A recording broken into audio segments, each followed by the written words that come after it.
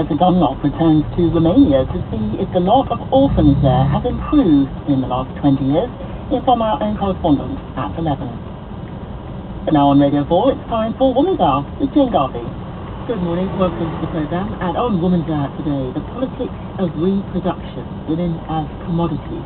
We've also got the best-selling novelist, Lauren Weisberger. She's written a sequel for The Devil Wears Prada. It's called Revenge Wears Prada. She'll be on the programme live a little later. And we celebrate women's contributions to a great new folk music archive, the Full English. And we've got live folk music for you as well towards the end of the programme today. Now, back in November, you might well recall that we helped to launch a cross-party select committee report on women in the workplace. And we had a phone-in, and many of you were good enough to get in touch with your own experiences. I like their work, I like my colleagues, and I like what we do.